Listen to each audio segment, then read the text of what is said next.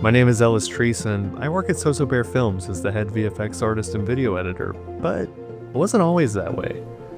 Ever since I was a kid, I've grown up watching Pixar films. In fact, I attribute a lot of my style now to just me trying to replicate the magic those films made me feel when I was younger. And in 2024, I wrote, produced, and edited my first short film in 3D, Poppy Goes to the Movies, where we see an animated popcorn bucket battle with a noisy cell phone during a movie. It's an incredibly short and simple plotline, but the creation of Poppy was anything but simple.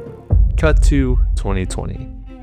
A global pandemic shuts the world down, but in tragedy I saw opportunity. I knew being forced indoors would be the perfect chance to teach myself a new skill set if and when the world decided to reopen, and CGI was always a passion of mine that I hadn't yet explored, so I learned it. And I make that sound incredibly easy, but it's not. Huh, well that doesn't look right. Like every great 3D artist before me, it all started with the donut. Welcome back to The Donut Show, where we make sad little donuts that we cannot eat. I spent months following tutorial after tutorial, trying to make my own sets, props, and characters, with many successes, and a lot of failures. But as the world began to reopen, I reached a point where I set a goal for myself. By the age of 30, I would make an animated short, which gave me a little under 5 years to keep learning and growing my skills in order to make my dream a reality. Luckily for me, as the world returned to normal and I went back to work, I showed my bosses what I had learned, and we decided to fully lean into the 3D world, be a trial by fire. We started a TikTok channel where we would come up with crazy ideas that would allow me to practice the 3D skills I had learned in lockdown, and that channel became a massive success. After months of pumping out insane content, we had big name clients reach out. They wanted ads in the same style as our TikTok videos, so as the work came in, my experience in 3D just kind of snowballed. With each project, I would learn something new that could be applied to the next gig, and then the next. Until finally in 2024, I asked my bosses if I could make a 3D animated short for the company. You ready to make a covenant? Yes! Yes! Yes! Now, after some initial hesitancy, we agreed that if I could create an idea that would also serve as a silence your cell phones ad for our annual film festival, then I'd have free reign to make my animation. So I scrubbed through old ads on YouTube looking for some inspiration, and that's when I found a relic from my youth. It was an old video made by Pixar that featured Mr. and Mrs. Potato Head in the theater that was being interrupted by cell phones. And I knew then that I wanted my animation to pay homage to that one. Now, in order to make this short, I was going to have to exhaust every single thing I had learned over the past 4 years to make it happen. I'm tired of this, Grandpa! That's too damn bad! So I started with the character design. I pulled up some old school animations and found one in particular that inspired the design of Poppy. I wanted to modernize him a bit, so after finding some other references online and pulling from old school Disney characters, I knew in my head how I wanted Poppy to look. Nice. The next step was writing the script. I mean, it was pretty straightforward story-wise. Poppy watches a movie and it's interrupted by a phone ringing, and borrowed that much from the Toy Story animation. However, I wanted to go a step further and have Poppy take on that protagonist role and stop the phone from ringing. So I devised a Mission Impossible-esque story where Poppy encounters various hurdles. And now with the script done, I was able to jump into storyboards and actually sketch out exactly how I was envisioning the animation in my head, leaving small camera cues in the sketches for myself to reference later. I mean, otherwise I'd probably just forget. What's the last thing you remember?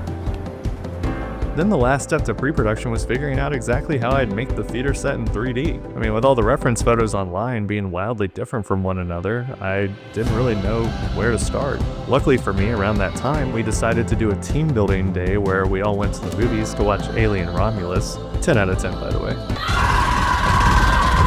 And when we arrived, I ran around the theater and took tons of reference photos so that I'd have my own roadmap to follow when designing the space later in 3D. And with all that out of the way, we were able to jump into production.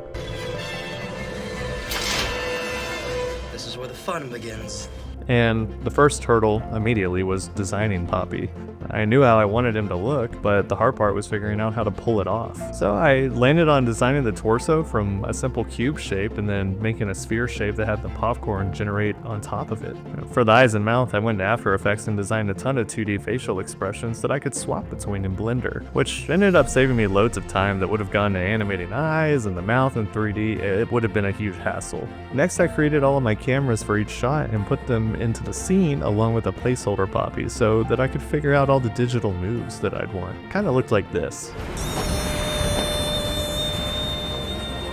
Now, it was at this point that, as a company, we went on winter break, and Poppy was left to be completed in 2025.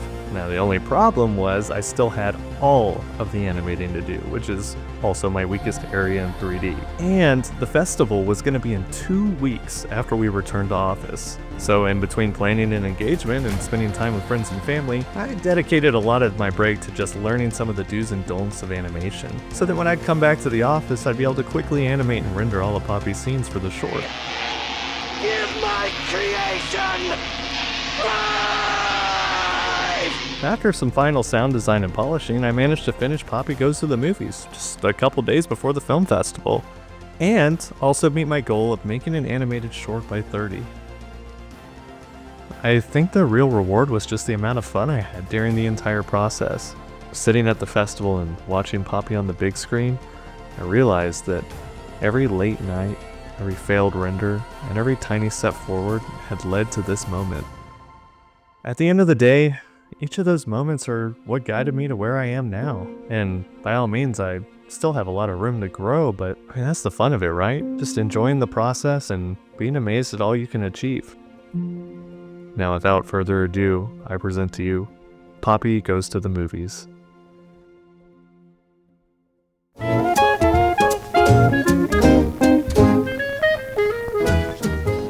Welcome to Jurassic Park.